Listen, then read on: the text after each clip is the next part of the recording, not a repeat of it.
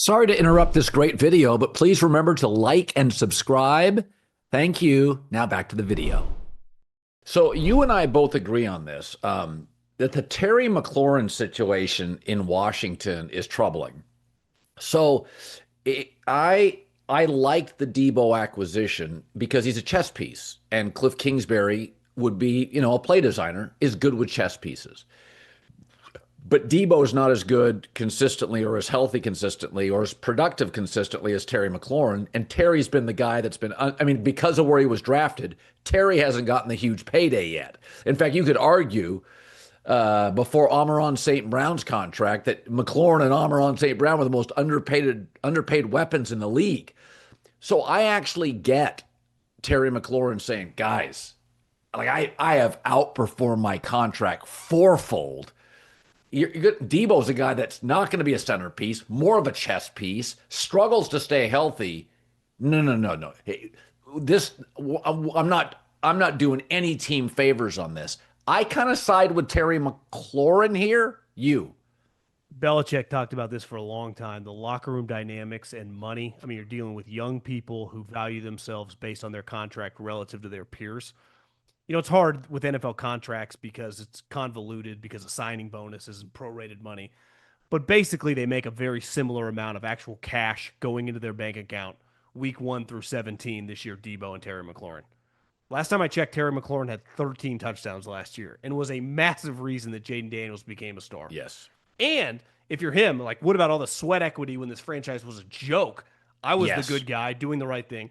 You bring in this other guy who is the GM's guy, right, from the 49ers, but he peaked. Part of the reason Kyle got rid of him, he's like chubby wide receiver. When do you ever hear about that? Like, couldn't stay in shape. Got Moody's, asked for trades before. Now he comes, and we're making similar money. These are human beings, right? Yeah. I totally understand. Like, that's not really, I feel like, a part of the reporting. It's not like, and Terry would come out and say, I'm jealous or angry but you can't tell me that didn't play a part. You think I'm going to make the same amount of money as this guy? We're both in contract years, yet this is my team, which I've been here from day one. You just bring in this guy. I also wonder if it showed him like, well, this administration, they weren't my people, so I better be pretty careful now. They're going to want me to lay it on the line now, but what if I get hurt and then I can't get a contract after this year? They don't care. They'll just move on because wide receivers, This isn't, tackle or defensive end. It's a pretty easy position to replace. Even if Debo fails, they could just draft a guy next year in the first round or the second round or hit on a guy in the fourth round. Who knows? Maybe McCaffrey's brother becomes a 50-catch guy. It's an easy position. You could argue it's the easiest position now to find. Oh, I can name off the top of my head the Tank Dells and the Puka Nakuas and the Amon St. Browns. Rounds 4 or 5. Jennings in San Francisco's, I think, a 7th round guy. Wide receivers easily.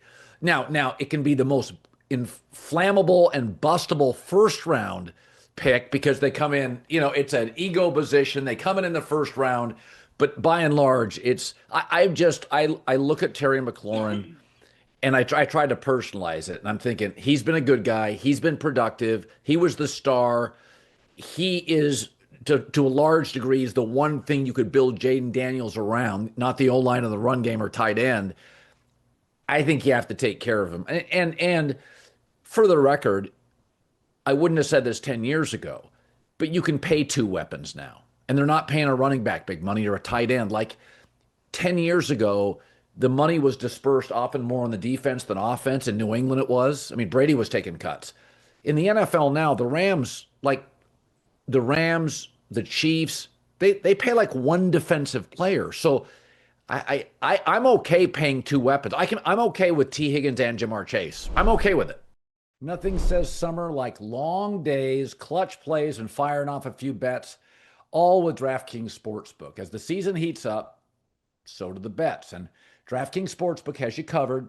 Home run props, odds boosts, whether you're chasing dingers, jumping in mid-game bets are great. There's always action to be had. So if you've never bet on baseball before, it's really easy. Pick a guy to hit a home run. Hammer some live odds mid-game, or you can just ride with your team and hope for the best. No spreadsheets, just vibes and dingers. Here's something special for first-timers. New DraftKings customers, you know the rule. Bet $5 and get $150 in bonus bets instantly. So just download the DraftKings Sportsbook app. Please use the code. You got to use this code to get the deal. Colin, Colin. You get 150 bucks. Bonus bets, betting just 5. Only on DraftKings. The crown is yours. Well, imagine if you're Terry too. So you look around and you go, "Listen, I'm not even comparing myself to Jamar Chase or CeeDee Lamb or Justin Jefferson, but let's go DK Metcalf, the next tier of guys who early on in his career had like the greatest start ever. Last couple years have been weird. The guy gets penalties every game, and Seattle was like, "Yeah, we're kind of out of this business." I know he Yeah. said he asked for a trade. I think they were ready to pivot, right? Yep. And he goes, "Well, he just gets $150 million and $60, $70 million in guaranteed." And he's a question mark of like, can you corral this guy? He's like a better version of some of these crazy guys. I am everything you would want. Character, check all these boxes, and I produce. And I can't get you guys won't even offer me anything. So they want him, and it's the NFL, it's cutthroat. I totally understand it, but I think they want him just to play this season on the $15 million and then evaluate after that. Now this isn't the NBA, right? When these guys ask for trades, like you don't just he's gone. Like that's not how they're going to operate. And I think these guys know now that they'll get fined and they can't take them back, so they show up so they don't get $50,000 a day. But yeah, they don't really have to do anything. But is it worth having this guy who's kind of the heartbeat of one of the heartbeats of your team? No team question, yeah. Being mad and in a weird mood. Like the expectations for Washington, this is why it's hard. And all these coaches say, what happened last year is kind of irrelevant this year because guys want to get paid, guys got injured, some guys are gone. Like every team they had nothing but good vibes last year. Now this year it's like, Yeah, no, and the other thing is this is not the NBA where it's hard to name a player whose career was ended because of an injury. It's the same in baseball. Outside of pitchers and arms, baseball careers can last forever. In football, it's just one shot to the knee and you're not the same wide receiver. So like I get the psychology of McLaurin's like, bro, I take hits at practice. Like we can all name 10 pro football careers that have been ended early because of injuries. It doesn't happen in basketball and baseball or hockey as much. So I get there's a certain insecurity about football players. I get why they want to get paid. Totally, and I think they see it at training camp, and we're numb to it as fans, and coaches and GMs don't care. But you see guys every single day. So-and-so shattered his leg. So-and-so ripped his Achilles. A lot of times it's like the 75th man, so no one cares. Those players are standing there right in that drill and see the cart come out. And they knew that guy. Hell, it might be their buddy.